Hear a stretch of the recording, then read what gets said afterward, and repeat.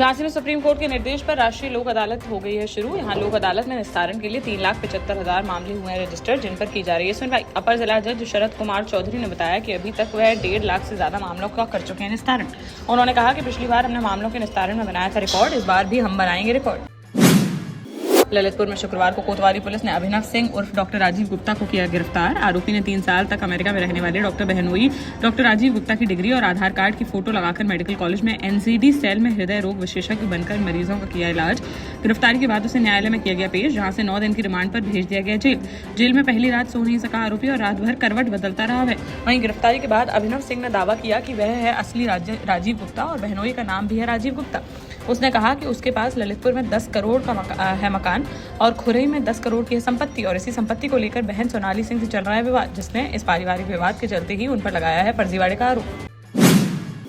जालौन में एक बार फिर सुर्खियों में है कालपी क्षेत्र से जुड़ी खुशबू और चंद्रभान की प्रेम कहानी। करीब 3 महीने पहले खुशबू पुत्र कालीचरण ने कालपी कोतवाली में दी थी तहरीर, जिसमें उसने ग्राम कुटरा निवासी चंद्रभान पुत्र राम नरेश पर लगाए थे गंभीर आरोप। खुशबू का कहना था कि बस यात्रा के दौरान उसकी चंद्रभान से हुई पहचान, जो धीरे धीरे प्रेम संबंध में हो गई तब्दील। इस दौरान उसने शारीरिक शोषण का भी लगाया था आरोप। खुशबू की शिकायत पर पुलिस ने चंद्रभान को कर लिया था गिरफ्तार। बाद में दोनों के बीच बनी सहमति और समझौते के बाद 17 सितंबर 2025 को कर ली शादी। अब खुशबू ने एक वीडियो किया जारी, जिसमें वह कह रही है कि अब चंद्रभान के साथ रहना नहीं चाहती है और ना ही किसी तरह की करेगी कानूनी कार्रवाई।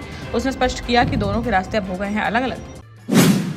बुंदेलखंड किसान यूनियन का अनिश्चितकालीन क्रमिक अनशन महोबा के पनवाड़ी स्थित अंबेडकर पार्क में तीसरा दिन भी रहा जारी। संगठन के पदाधिकारियों ने शुक्रवार को मुंडन संस्कार के बाद शनिवार को पिंडदान कर जताया अपना विरोध। राष्ट्रीय प्रवक्ता डॉक्टर पंकज तिवारी ने बताया कि जनपद के जिम्मेदार अधिकारियों को मृत मानकर किया जा रहा है यह अनोखा विरोध प्रदर्शन। उन्होंने स्पष्ट किया कि जब तक उनकी मांगे नहीं हो जाती हैं पूरी, तब तक यह अनशन रहेगा जारी। अनशन के तीसरे दिन पंकज तिवारी की अचानक बिगड़ गई तबीयत, जिस पर सीएचसी से पहुंची एक टीम ने मौके पर पहुंचकर किया उनका उपचार। फिलहाल उनकी हालत बताई जा रही है स्थिर। टीकमगढ़ जिले के नगर परिषद बलदेवगढ़ में शनिवार को खाद के लिए लाइन में खड़े एक किसान के साथ मारपीट का मामला आया सामने। आरोप है कि तहसीलदार ने किसान को मारा थप्पड़ और लाइन से कर दिया बाहर। बलदेवगढ़ के मंगल भवन में हुई यह घटना, जहां यूरिया खाद की पर्ची लेने के लिए लाइन में खड़े थे किसान। तहसीलदार अनिल गुप्ता पर आरोप है कि उन्होंने किसानों के साथ की मारपीट और लाइन से हटाया उन्हें। बताया जा रहा है कि पिछले कई दिनों से खाद के लिए भटक रहे थे किसान और अपनी बारी का कर रहे थे इंतजार, तभी हो गई यह घटना। इसका वीडियो भी आया सामने, जिसमें किसान को पीछे से थप्पड़ मारते नजर आ रहे हैं तहसीलदार। झांसी में गरोठा से पूर्व सपा विधायक दीपनारायण सिंह यादव पर देखने को मिला बड़ा एक्शन, जहां डकैती के मामले में फरार चल रहे दीपक यादव के घर पर पुलिस ने 2 दिन पहले नोटिस चस्पा कर 2 दिन के अंदर हाजिर न होने पर 20 करोड़ 52 लाख की संपत्ति कुर्क करने की दी थी चेतावनी। इन 2 दिनों में पूर्व विधायक के पेश न होने पर शनिवार को जिलाधिकारी के निर्देश पर गैंगस्टर एक्ट के तहत एसएसपी के नेतृत्व में पुलिस टीम ने करगुआजी स्थित प्लॉट, भगवंतपुरा में मून सिटी की जमीन और बनगुआ गांव की जमीन समेत करीब 20 करोड़ की संपत्ति कर ली कुर्क। उक्त संपत्ति पर लगाया गया चेतावनी बोर्ड, साथ ही क्षेत्र में डुगडुगी पिटवाकर स्थानीय लोगों को इसके बारे में दी गई जानकारी। दीपक यादव ने कोर्ट में समर्पण के लिए दी है अर्जी, जिस पर सोमवार को होनी है सुनवाई। झांसी से गुरसराय लौटते समय एक 62 वर्षीय वृद्ध की संदिग्ध परिस्थितियों में हो गई मौत। बीती शाम गुरसराय के पास घुरैया गांव में पड़ा मिला उनका शव। मृतक की ग्राम परसुआ निवासी 62 वर्षीय हीरालाल के रूप में हुई पहचान। वह बस के जरिए झांसी से लौट रहे थे गुरसराय, तभी हो गया यह हादसा। परिजनों ने बस से गिरने के कारण उनकी मौत होने की जताई आशंका। पुलिस ने शव को पोस्टमार्टम के लिए भेजकर मामले की जांच कर दी है शुरू। जालौन में कदौरा थाना क्षेत्र अंतर्गत डाले के पुरवा रोड के पास शनिवार सुबह एक अज्ञात महिला का शव मिलने से इलाके में फैल गई सनसनी। मृतक महिला की लगभग 55 से 60 वर्ष की बताई जा रही है उम्र। फिलहाल महिला की नहीं हो पाई पहचान। पुलिस महिला की शिनाख्त के लिए आसपास के गांव में भेज रही है सूचना। साथ ही स्थानीय लोगों से पूछताछ कर पता लगाने की जा रही है कोशिश कि कौन थी महिला और कब से इस इलाके में थी मौजूद। प्राथमिक जांच में पुलिस को घटनास्थल पर संघर्ष या हिंसा के नहीं मिले हैं स्पष्ट निशान। अधिकारियों ने बताया कि पोस्टमार्टम रिपोर्ट आने के बाद ही मौत के असल कारणों का चल सकेगा पता। हमीरपुर से बीते 55 दिनों से लापता चल रहे भाजपा नेता एवं पूर्व जिलाध्यक्ष प्रीतम सिंह किसान को बीती शाम पुलिस ने लखनऊ के दुबग्गा इलाके में एक मकान से कर लिया बरामद। शनिवार को उन्हें कड़ी सुरक्षा के बीच सीजेएम कोर्ट में किया गया पेश, जहां कोर्ट के आदेश पर प्रीतम सिंह को 2 दिनों के लिए रखा गया है वृद्धाश्रम में। इस दौरान पुलिस करेगी उनकी निगरानी। सिर्फ उनके अधिवक्ता ही उनसे कर सकेंगे मुलाकात, जबकि दूर से ही देख पाएंगे परिजन। कोर्ट ने यह भी दिया है आदेश कि प्रीतम सिंह के साथ किसी प्रकार की नहीं की जाएगी मारपीट और हर 24 घंटे में उनका कराया जाएगा मेडिकल परीक्षण। 16 दिसंबर को इलाहाबाद हाईकोर्ट में होनी है मामले की अगली सुनवाई। दतिया जिले के प्रभारी मंत्री ऐदल सिंह ने शनिवार दोपहर को कलेक्ट्रेट सभागार में की प्रेस कॉन्फ्रेंस। इस दौरान उन्होंने कहा कि दतिया जिले ने बीते 2 साल में लिखा है विकास का एक नया अध्याय।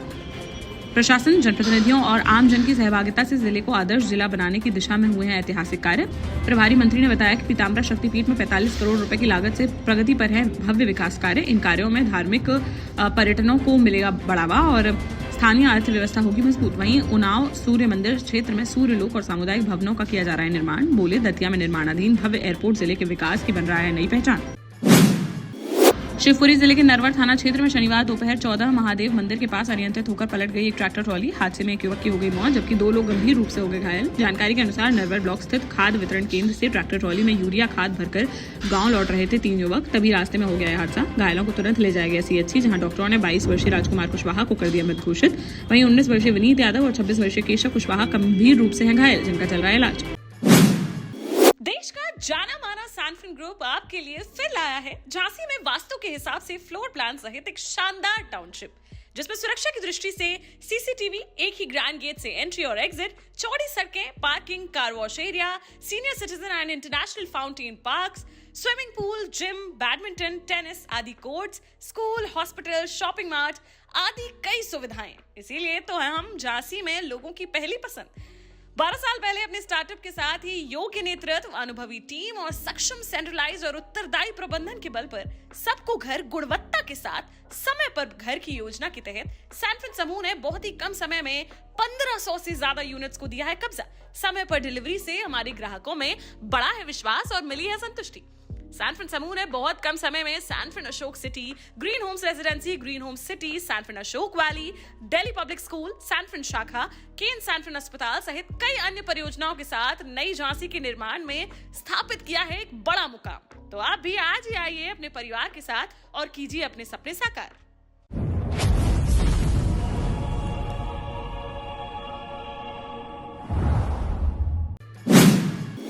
झांसी के बबीना थाना क्षेत्र अंतर्गत बड़ौरा गांव के आधा दर्जन ग्रामीणों ने एसएसपी को सौंपा एक शिकायती पत्र, जिसमें ग्रामीणों ने झांसी ललितपुर हाईवे पर स्थित एक होटल पर अवैध गतिविधियों में लिप्त होने का लगाया है आरोप और उस पर कार्रवाई की है मांग। उन्होंने पत्र में उल्लेख किया है कि हाईवे पर बने इस होटल में होते हैं गलत काम, जिससे ग्रामीण है परेशान। ग्रामीणों ने होटल में हो रही इन कथित अवैध गतिविधियों पर तत्काल रोक लगाने और कानूनी कार्रवाई करने की किया है आग्रह।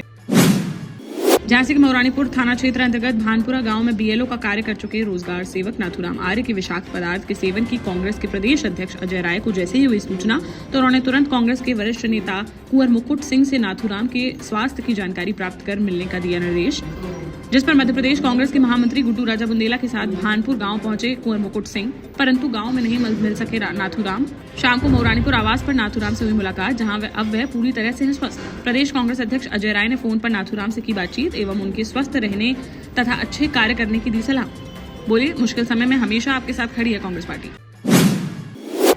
टीकमगढ़ में एक बंद ढाबे से 50 पेटी देशी शराब जब्त होने का मामला हो गया है संदिग्ध, जहां आबकारी इंस्पेक्टर विजय सिंह चंदेल ने किया है स्वीकार कि ढाबा कई महीनों से है बंद और उसके गेट पर नहीं लगा था ताला। स्थिति में विभाग यह लगा रहा है पता कि ढाबे के अंदर किसने रखी शराब। फिलहाल अज्ञात आरोपी के खिलाफ मामला दर्ज कर शराब रखने वाले लोगों का लगाया जा रहा है पता।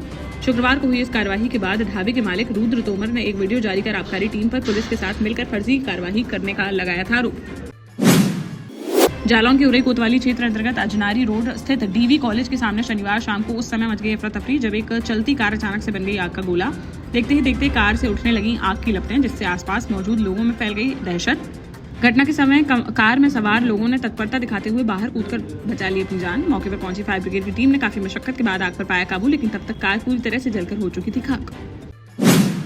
झांसी में संघर्ष सेवा समिति कार्यालय पर संस्थापक डॉक्टर संदीप सरावगी ने लक्ष्मी गेट अंदर निवासी सपना वर्मा को उनके विवाह के अवसर पर उपहार भेंट कर उनके भविष्य के लिए दी मंगल कामनाएं। सपना वर्मा स्वर्गीय कृपाराम वर्मा की हैं पुत्री और उनकी माता मालती वर्मा घरों में काम कर परिवार का करती हैं पालन पोषण। सपना का संघर्ष सेवा समिति के कार्यालय पर हुआ आगमन, जिन्हें डॉक्टर संदीप ने ट्रॉली बैग, किचन सेट और साड़ी उपहार स्वरूप की भेंट। डॉक्टर संदीप ने कहा कि यह मेरे लिए केवल एक औपचारिकता नहीं बल्कि बेटी के प्रति है एक भावनात्मक कर्तव्य। सपना जैसी बेटियां हमारे समाज का है सम्मान।